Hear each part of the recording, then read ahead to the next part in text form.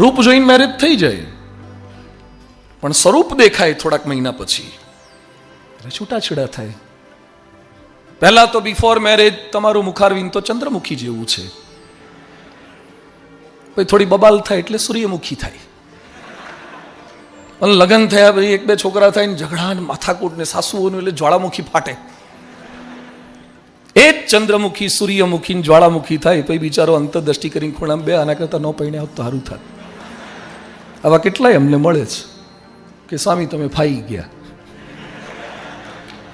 કેટલાય લોકો અમને બળ આપવા માટે આવે છે, હિંમત આપવા માટે કે you are on right track. એ બધાની વચ્ચે પાવરફુલ પર્સનાલિટી શાના લીધે થાય? 6 શબ્દ આજે આપ સૌ કોઈની સાથે શેર કરવા છે. અને દોસ્તો એવા કંઈક બનો ને, તમારા ગયા પછી પણ આ પૃથ્વી પરથી તમે જતા રહો ને પછી પણ લોકો તમને યાદ કરે, તમારું નામ લેવાય વર્ષો પછી. શા માટે આપણા નામ ભૂલાઈ જાય છે, ભૂસાઈ જાય છે? એ નામ ક્યારે આવશે? એવી પાવરફુલ પર્સનાલિટી બનીશું તો. એક છે પોઝિટિવિટી.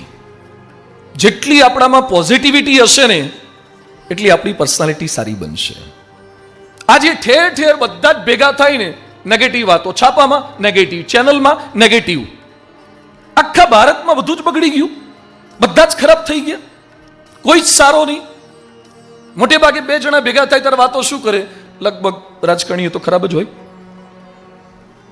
આ સિસ્ટમ, કલેક્ટર, કમિશનર એ લાંચ લેવા લાગ્યા. શિક્ષકો ભણાવતા નથી, પગાર લે છે પણ પ્રોફેસરો કરતા નથી.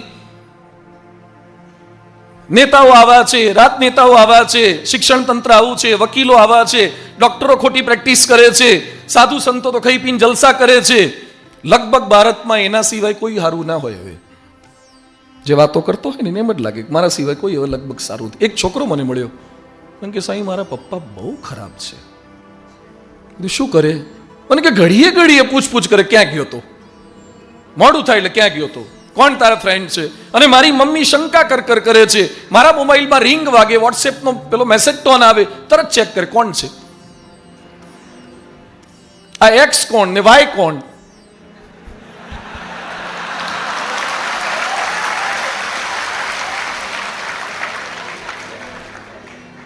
હવે એને ક્યાંથી ખબર પડે? તા એક્સ રંગસૂત્રો છે, આ બધા એક્સ વાય છે.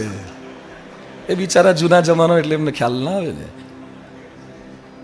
મને કે ઘડીએ ઘડીએ શંકા કર્યા કરે છે. મને કે ભગવાનને પ્રાર્થના કરો ને મારે મમ્મી પપ્પા થોડા સુધરી જાય. એવું વાંધો નહીં, તાર મમ્મીમાં સુધારો થાય, પપ્પામાં સુધારો થાય, પ્રાર્થનાઓ ભગવાનને કરીશ. બધું ભગવાન પાસે મારે માગવાનું જ છે, તો તારામાં કંઈ સુધારો કરવો હોય તો એમને એ પણ રિક્વેસ્ટ કરી દઉં. મને કે લગભગ મારામાં તો એવું કંઈ લાગતું.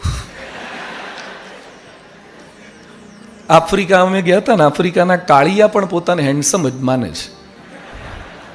ડામરના પીપમાંથી સીધા બહાર કાઢ્યા હોય ને એવા હોય છે, તો એ ત્યાંના હીરો જ હોય છે.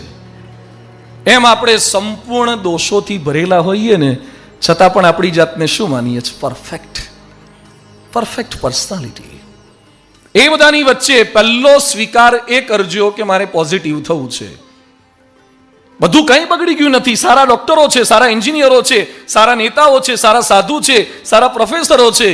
સારા સામે જુઓ ને, શા માટે ખરાબ સામે જોઈએ છીએ?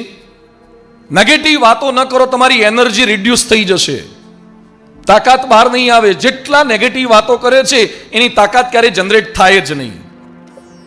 પોઝિટિવ વાતો, જે પોઝિટિવ છે એની વાતો કરીએ. સારું પણ છે, ખરાબ પણ છે. પાઇનેપલ કેવું છે?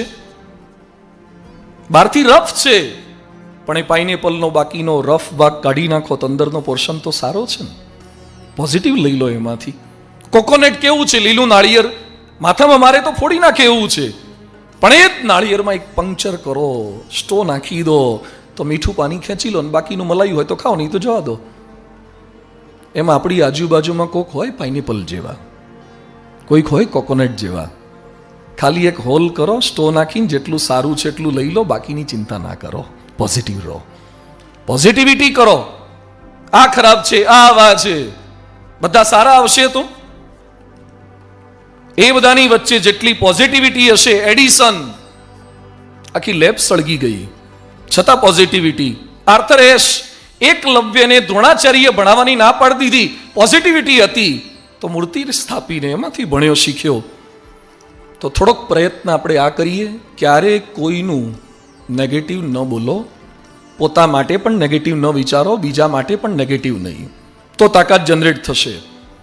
ગાંધીજીમાં તાકાત જનરેટ થઈ એનું કારણ ગમે તેવી પરિસ્થિતિમાં પોઝિટિવ. ગાંધીજીને ઓળખો છો બધા? એક સાથે બોલો તો શું થાય તમારે?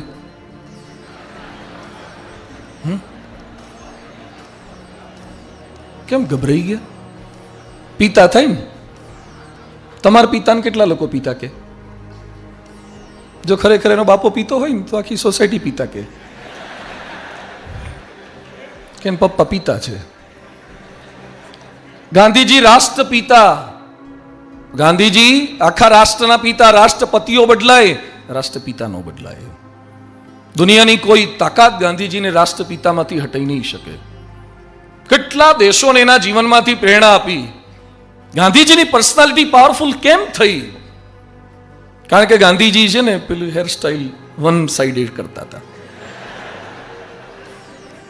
જેલી નાખતા હતા, જેલી સ્પાઇકી. શું સ્પાઇકી શું કે? સ્પાઇસી. અમારે હોય નહીં એટલે ખાલ્લો વખત ન પડે ને. ગાંધીજી આવી હેરસ્ટાઇલ. ગાંધીજી રેબનના ગ્લાસ પહેરતા હતા, ગ્વાલિયર એક્ઝામ શૂટિંગ શટિંગના કપડા પહેરતા હતા, ક્રોકોડાઇલનો બેલ્ટ પહેરતા હતા, રીબોકના પાવરના એક્શનના શૂઝ પહેરતા હતા, સ્કિન ટાઇટ પહેરતા હતા, 6 પોકેટ જીન્સ પહેરતા હતા, રોલેક્સ, ટાઈમેક્સ, ટાઇટન, રાડોની ઘડિયાળ પહેરતા હતા. પાવર ક્યાંથી આવ્યો ગાંધીજીમાં? પોઝિટિવિટી. ગાંધીજીની પોઝિટિવિટી કેટલી પાવરફુલ! અંગ્રેજોના ફોતરા કાઢી નાખ્યા. આ જાય અંગ્રેજો. 167 દેશો પર બ્રિટિશરો રાજ કરતા હતા. શીખવા જેવું છે. બ્રિટનમાંથી આવડો ખોબા જેવડો દેશ છે અને એને વિશ્વના 167 દેશો પર રાજ કર્યું.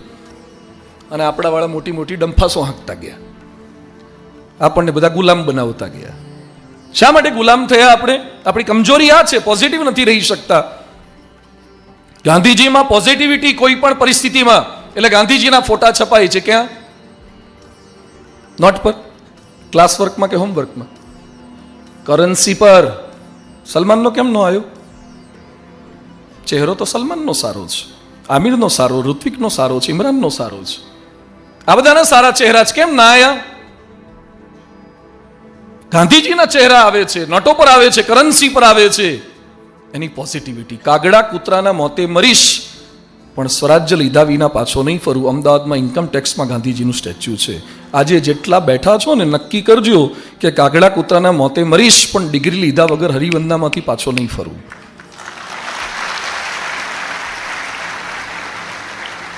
હમણાં થોડાક દિવસ જશે ને આઈએમપી છે, પેપર કોણ કાઢે છે, પેપર ચેક ક્યાં થાય છે, પેપર જાય છે ક્યાં, કમ્પ્યુટર સિસ્ટમ કોણ સંભાળે છે? 4-4, 5-5 વર્ષે, 6-6 વર્ષે બીએ કરતા હોય, બીકોમ કરતા હોય. પાકું કરું જ કે એક્સપિરિયન્સ લઉં છું. એક એટીકેટી ના આવવી જોઈએ, બેકલોગ ના આવે, ડિટેન્ડ ના થઈએ. આટલું ભણવાનું સરસ આપણને પ્રાપ્ત થયું પણ પોઝિટિવ એટીટ્યુડ નથી રાખી શકતા. તો ફર્સ્ટ થિંગ પોઝિટિવિટી છે. કોઈ પણ પરિસ્થિતિમાં એનાથી એક પાવર જનરેટ થશે. Second, honesty. ઓનેસ્ટી એટલે પ્રમાણિકતા. 100 में से 80 बेईमान फिर भी मेरा देश महान. ભારત માટે આવું કહેવું પડે એવી પરિસ્થિતિ થઈ છે. પ્રમાણિકતા નથી. રાજુ રામલિંગા સત્યમ કમ્પ્યુટર્સની આખી કંપની ઊભી કરી અને ગોટાળા કર્યા. ભૂલી ગયા છો કદાચ તમે, કારણ કે આપણા ત્યાં તો દર અઠવાડિયે એક જ ગોટાળો બહાર આવતો હોય છે. ભારતનો બીજામાં નંબર આવે કે ના આવે? કૌભાંડમાં મોટા મોટા સ્કેમ, મોટા મોટા બિગ સ્કેમ, મોટી જ કૌભાંડ. 1 લાખ કરોડ, 1,40,000 કરોડ, 1,70,000 કરોડ, આવા કૌભાંડ આપણા ત્યાં થાય. ઓનેસ્ટી કેમ નહીં? પ્રમાણિકતા કેમ નહીં? આજે જેટલા બેઠા છો ને આપણે પ્રમાણિક રહેવું છે. જ્યાં જાઓ, કોઈ પણ ફિલ્ડમાં જાઓ, ચાહે જોબ કરો, ચાહે બિઝનેસ કરો, 1 રૂપિયો મફતનો લેવાનો ક્યારેય સંકલ્પ નહીં કરો ને તો તાકાત જનરેટ થશે, તો પર્સનાલિટી બનશો તમે. કેવળ જે આપણા પ્રમુખ સ્વામીજી કહેતા, 2 ઈમાનદારીની બ્રેડ ખાવી એના કરતા ઈમાનદારીનો સૂકો રોટલો ખાવો સારો. 2 ઈમાનદારીની બ્રેડ આપણે નથી ખાવી. જે ખોટું બોલે, જે ખોટું લે, એ પાવરફુલ પર્સનાલિટી બની જ ના શકે. એને અંદર જ ડંખ હોય. તો પર્સનાલિટી બનવા માટે, પોતાની અંદરની તાકાત જનરેટ કરવા માટે પ્રમાણિકતા, અને એ નહીં હોય તો ક્રિકેટરોને રડવાનો વારો આવ્યો ઓસ્ટ્રેલિયાના. ખ્યાલ છે કોને? Steve Warner.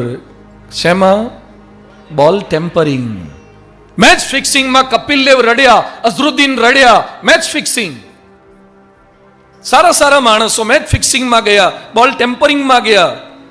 રાતો રાત ડબ્બા ટ્રેડિંગથી, MCX થી કરોડપતિ થવાની ક્યારેય ઈચ્છા રાખતા નહીં, તો પાવરફુલ પર્સનાલિટી બનાવશે. બાકી પૈસો હશે પણ લોકોથી ડરતા રહેવું પડશે. પૈસો હશે, IT ડિપાર્ટમેન્ટથી ડરતા રહેવું પડશે. પાવરફુલ પર્સનાલિટી નહીં બની શકાય. ઓનેસ્ટી, અને એના માટે આદર્શ હોય તો સરદાર પટેલ. સરદાર જેવો પ્રમાણિક માણસ. ખાલી કાસ્ટ પર ન જતા, પટેલ પર ન જતા, વ્યક્તિ પર જાઓ.